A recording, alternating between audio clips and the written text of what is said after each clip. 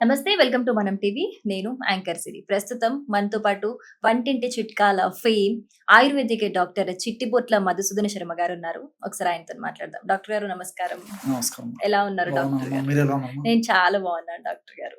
మీరెప్పుడు చాలా చిట్కాలు చెప్తూ, చాలా రెమెడీస్ చెప్తూ చాలా క్యూరియాసిటీ అండ్ చాలా సొల్యూషన్స్ ఇస్తూ ఉంటారు అందరికి. సో, ఈరోజు షుగర్ కంట్రోల్ ఎలా చేసుకోవాలి? అంటే ఎలాంటి ఫుడ్ తినాలి షుగర్ కంట్రోల్ అవ్వడానికి? And at the same time ఈ జనరేషన్‌లో చాలా మందికి ఈ ప్రీ డయాబెటిక్ స్టేజ్ అనేది ఎర్లీ ఏజ్‌లో చూస్తున్నాం డాక్టర్ గారు. అసలు అంటే ఆ స్టేజ్ రాకుండా ఉండడానికి ప్రస్తుత లైఫ్ స్టైల్‌లో ఎలాంటి ఫుడ్ తీసుకోవాలి? ఎలా కంట్రోల్ చేసుకోవాలి? ఈ మధ్య కాలంలో షుగర్ వ్యాధిగ్రస్తులు విపరీతంగా పెరిగిపోతున్నారు. హ్మ్. అదే మీరన్నట్లు ప్రీ డయాబెటిక్ వాళ్ళు కూడా విపరీతంగా పెరిగిపోతున్నారమ్మా. హ్మ్. సో, ఆల్రెడీ షుగర్ వచ్చినటువంటి వాళ్ళు, అదేవిధంగా షుగర్ వచ్చేటువంటి టెండెన్సీ ఉన్నటువంటి వాళ్ళు, అంటే ప్రీ డయాబెటిక్ వాళ్ళు పాటించదగినటువంటి ఆహార నియమాలేంటంటే, ప్రధానంగా కార్బోహైడ్రేట్స్ ఫుడ్ తగ్గించుకోవాలమ్మా. హ్మ్. కార్బోహైడ్రేట్స్ ఫుడ్ అంటే సర్వసాధారణంగా ఇన్ జనరల్‌గా మనం ఏం చేస్తామంటే, ఉదయం ఎక్కువ కార్బోహైడ్రేట్ ఫుడ్డు, మధ్యాహ్నం కార్బోహైడ్రేట్ ఫుడ్డు, రాత్రి కార్బోహైడ్రేట్ ఫుడ్డే ఎక్కువ తీసుకుంటాం. హ్మ్. ఎక్కువ కార్బోహైడ్రేట్స్ ఉన్నటువంటి ఫుడ్డు. హ్మ్. అంటే ఉదయం పూట ఇడ్లీలు, దోసలు, చపాతీలు, ఉప్మా మీరేమన్నా తీసుకోండి.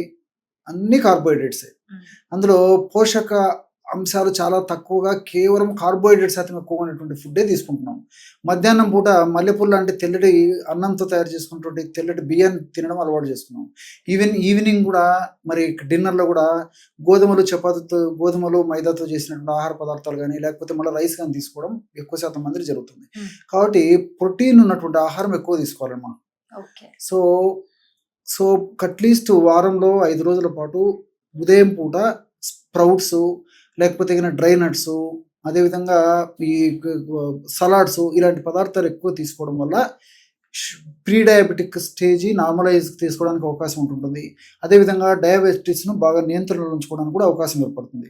అదేవిధంగా మధ్యాహ్నం పూట కూడా ఆహారం తినేటప్పుడు మొదట్లోనే దాదాపు ఒక 20% వరకు, అంటే తీసుకునేటువంటి టోటల్ ఆహారంలో 20% వరకు రా వెజిటబుల్స్, అంటే హుహు. కీరా గానీ, అదేవిధంగా బీట్రూట్ గానీ, క్యారెట్. క్యారెట్ గానీ, అదేవిధంగా ముల్లంగి కూడా కొంతమంది తీసుకుంటారు. అది గానీ, టమోటా గానీ, హ్మ్. సో ఇలాంటి తినదగినటువంటి ఆహార పదార్థాలన్నీ కూడా అంటే రా వెజిటబుల్స్. హ్మ్. సో అలాంటివన్నీ కూడా అందులో కాస్త నిమ్మరసం పిండుకొని, తర్వాత ఉల్లిపాయ ముక్కలేసేసుకొని, తర్వాత జీరా పౌడరు, తర్వాత అదేవిధంగా పెప్పర్ పౌడరు, ఇలాగ ఏదైనా చేసుకొని ఆహారం తీసుకొని తర్వాత భోంచేయడం మంచిదండి. సో ఇంకోటేంటంటే ఫైబర్ ఎక్కువ ఉన్నటువంటి ఆహారం కూడా తీసుకోవాలి. హ్మ్. సో ప్రోటీన్, ఫైబర్ ఉన్నటువంటి ఆహారాన్ని ఎక్కువగా తీసుకోవడం వల్ల ప్రీ డయాబెటిక్ స్టేజ్ పోకుండా ఉంటారు. ప్రీ డయాబెటిక్ స్టేజ్ ఉన్నప్పటికీ త్వరగానే నార్మల్ స్టేజ్‌కి వచ్చేదానికి అవకాశం ఉంటుంటుంది. ఈవెన్ షుగర్ ఉన్నటువంటి వాళ్ళు కూడా షుగర్ నియంత్రణ కూడా ఇప్పుడు ఈ ఆహార నియమాలు చాలా చక్కగా ఉపయోగపడతాయి. అంతేకాకుండా రాత్రి పూట కూడా అర్లీగా డిన్నర్ తీసుకోవాలి. హ్మ్. అర్లీగా డిన్నర్ తీసుకున్నప్పుడు కూడా ఈ మల్టీగ్రెయిన్ పిండితో తయారు చేసుకున్నటువంటి రోటీ ఆర్ చపాతీ ఇలాంటివి 1 ఆర్ 2 కంటే మించి వాడకూడదమ్మా. హ్మ్. అది కూడా ఏంటంటే రోటీ, చపాతీలు తయారు చేసుకునేటప్పుడు కూడా ఈ మల్టీగ్రెయిన్ పిండితో ఆ పిండిలో సర్వసాధారణంగా మనం సాల్ట్ కలుపుతాం. హ్మ్. అలా సాల్ట్ కలపకుండా కేవలం వాటర్ ఏసేసి, నానబెట్టేసేసి, ఆ విధంగా నానినటువంటి పిండితో 1 are 2 phulkas are rotis are chapatis తయారు చేసేసుకొని ఆ చపాతీలు తీసుకోవాలి.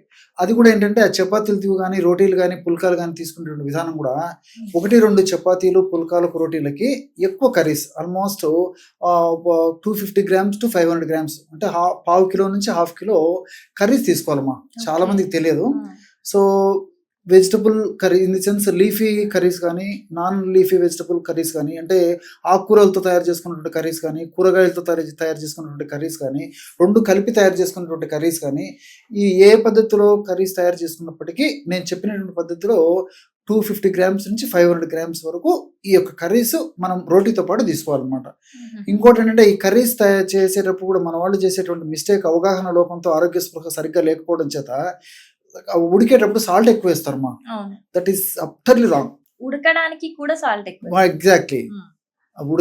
ఉడికేటప్పుడు కూడా యెస్. సాల్ట్ ఏస్తుంటారు. యెస్.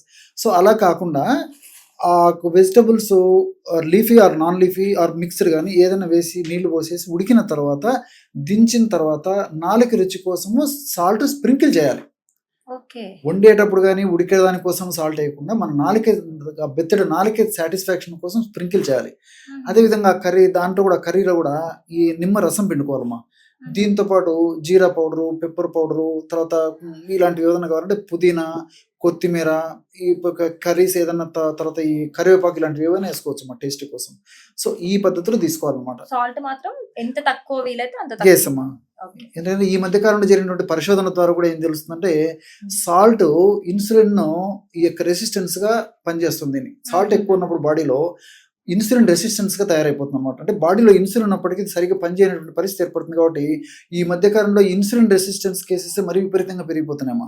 So okay. కాబట్టి అంటే సాల్ట్ ఎప్పుడైతే తగ్గించగలమో అప్పుడు షుగర్ వ్యాధి కూడా పరోక్షంగా కంట్రోల్ చేసుకోవడానికి అవకాశం ఉంటుంది. షుగర్ రాకుండా కూడా కంట్రోల్ చేసుకోవడానికి అవకాశం ఏర్పడుతుంది. ఇవి కాకుండా ఇంకేమైనా రెమెడీస్ ఉన్నాయా? Home remedies? చాలా ఉన్నాయమ్మా. సో అందరూ తయారు చేసుకోదగ్గ, సులభంగా తయారు చేసుకోదగ్గ, అందరి ఇంట్లో లభ్యమయ్యేటువంటి అత్యుత్తమమైనటువంటి చక్కటి మన ఇంట్లో గృహంలో దొరికేటువంటి పదార్థాలతో ఒక రెమెడీ చెప్తాను చూడండి. సో దీనికి కావాల్సినటువంటి పదార్థాలు కరివేపాకు చూర్ణం ఒక 50 గ్రాములు తీసుకోవాలి.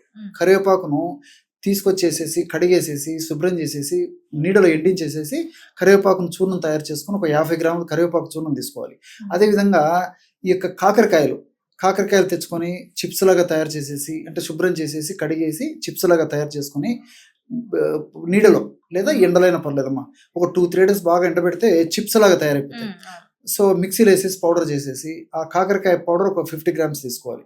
సో మూడవ పదార్థంగా మెంతులను వేయించి చేసినటువంటి పౌడరు ఒక 50 గ్రామ్స్ తీసుకోవాలి. ఈ 3 పదార్థాలు బాగా కలిపేసేసి ఒక గాజు సీసాలో నిల్వ ఉంచుకొని రోజు ఉదయం ఒక్కసారి, రాత్రి ఒక్కసారి 1/2 టీ స్పూన్, అంతకంటే ఎక్కువ అవసరం ఉండదమ్మా. 1/2 టీ స్పూన్ అంటే రౌండ్ అబౌట్ 2.5 గ్రామ్స్. ఒక స్పూన్ అంటే టీ స్పూన్ అంటే ఒక 5 to 6 గ్రామ్స్. 1/2 టీ స్పూన్ అంటే 2.5 గ్రామ్స్. సో మ్యాక్సిమం డోస్ అది. సో ఒక 50 ml వాటర్లో 1/2 టీ స్పూన్ పౌడర్ కలిపేసేసి ఆహారానికి ఒక 5 నిమిషాలు 10 నిమిషాల ముందు తీసుకుంటున్నారు. ఈ విధంగా రెగ్యులర్గా తీసుకోవడం వల్ల మరి ప్రీ డయాబెటిక్ స్టేజ్లో డయాబెటిక్ స్టేజ్ వరకు పోకుండా ఉండేటువంటి పరిస్థితి ఏర్పడుతుంది. ఆల్రెడీ డయాబెటీస్ ఉన్నటువంటి వాళ్ళలో కూడా మరి ఆ డయాబెటీస్ కూడా నియంత్రణలో ఉండడానికి అవకాశం ఏర్పడుతుంది. క్రమక్రమంగా మరి ఈ డాక్టర్లు సూచించిన మేరకు ఆధునిక కృత్రిమ రసాయన ఔషధాలు వాడుకుంటూ ఇది కూడా వాడుకోవడం వల్ల క్రమక్రమంగా ఇంగ్లీష్ మందుల యొక్క డోస్ తగ్గించుకోవచ్చు. వాటి యొక్క సైడ్ ఎఫెక్ట్స్ కూడా తగ్గించుకోవడానికి అవకాశం ఏర్పడుతుంది. మూడవది ప్రధానంగా ఏంటంటే మనకు దీని మీద నిర్లక్ష్యంగానే ఇలాంటి వంటింటిలో దొరికేటువంటి పదార్థాల మీద ఇవి వాడుకోవడం వల్ల భవిష్యత్తులో మరి ఇతర అనేక రకాలైనటువంటి షుగర్ వల్ల వచ్చేటువంటి కాంప్లికేషన్స్ రాకుండా ఉంటాయి. ఎప్పుడైతే షుగర్ వచ్చిందో మరి షుగర్ నియంత్రణలో లేకపోవడం ఒక కారణము. కొంతమందికి నియంత్రణలో ఉన్నప్పటికీ తల నుంచి కాళ్ళ వరకు ప్రతి అవయవం డ్యామేజ్ అయిపోతుంది. సో అలా అవయవాలు డ్యామేజ్ కాకుండా ఒకవేళ తెలిసి తెలియక చేసినటువంటి పొరపాట్ల వల్ల ఇన్ కేస్ డ్యామేజ్ అయినప్పటికీ ప్రమాదకరంగా పరిణమించకుండా ఉండేందుకు కూడా ఇప్పుడు ఈ చెప్పినటువంటి ఫార్ములా ఉపయోగపడుతుందమ్మా. మంచి రెమెడీ చెప్పారు డాక్టర్ గారు. Thank you so much. Okay.